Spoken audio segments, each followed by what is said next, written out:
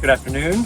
It's the first half of June, and today we're going to talk about a couple of basic techniques on how to prune your shrubs.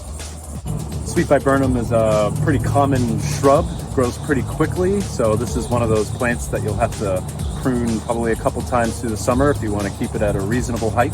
Here's an example of the best way to go about trimming it. This looks obviously wrong, whereas the base is wider than the top.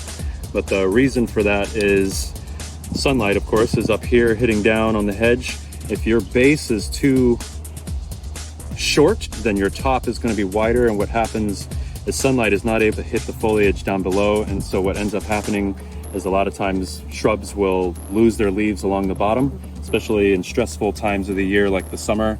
The plant is only going to really spend the energy it needs to grow leaves that are most beneficial to it. So if you trim it like this, what you're doing is you're allowing light to hit the bottom and the top. Sweet viburnum hedge again, and here you can kind of actually see that effect happening a little bit. You can kind of see how the top is wider than the bottom. When I trimmed this, I did do it square. It was winter, roughly the end of winter when I trimmed this last, so there wasn't a lot of growing.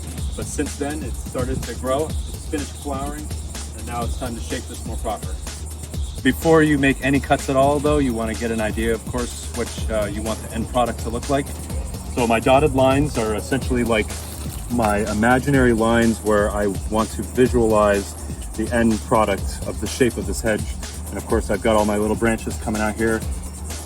With a plant like this, with such a large leaf, I would not go about using a hedge trimmer, mostly because of the fact that with large leaves like this, if you're just going at it with a hedge trimmer, you're going to cut those leaves in half. Those will brown out, and aesthetically it's not going to look too pleasing.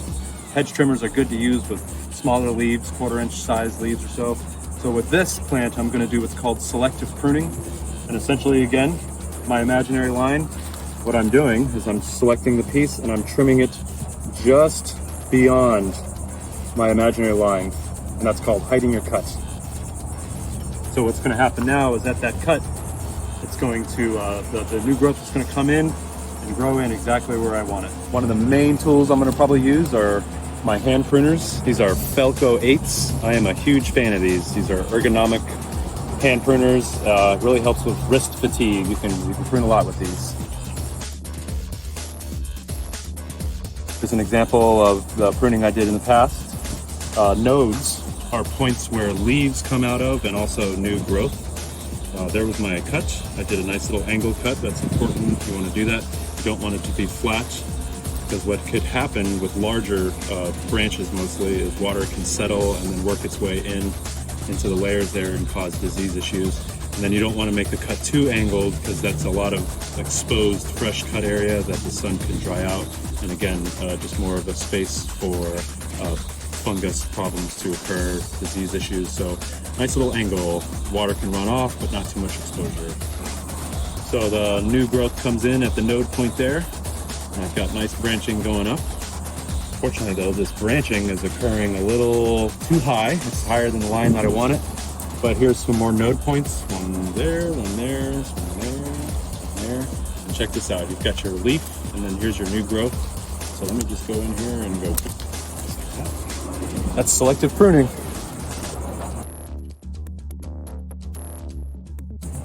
So here's my lowest point. This is where I'm going to start. I'm just going to work my way that way.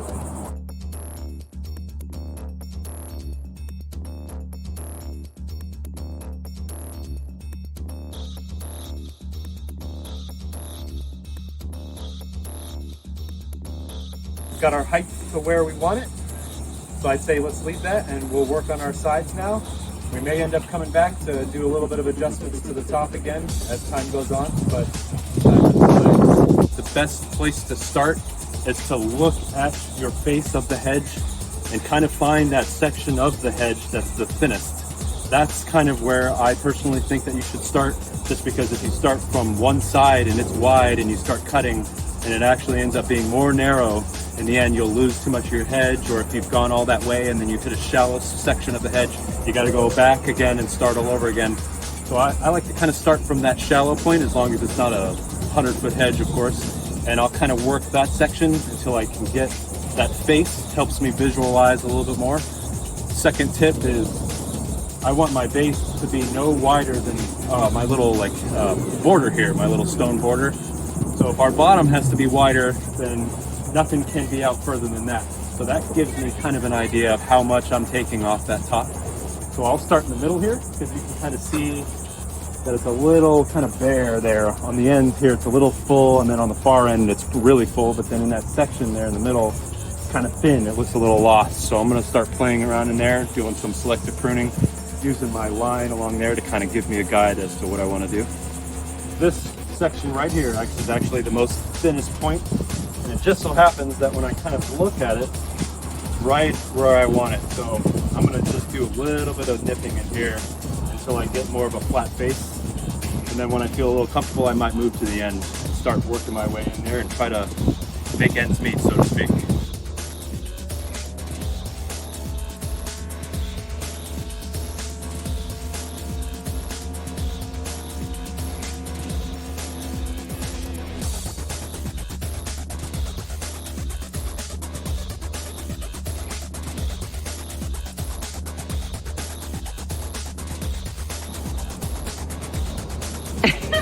I'm going to work on this end. I've got a nice line now, so all I have to do is just visualize where I'm going to be cutting. And I'll start from the top and just kind of work my way down.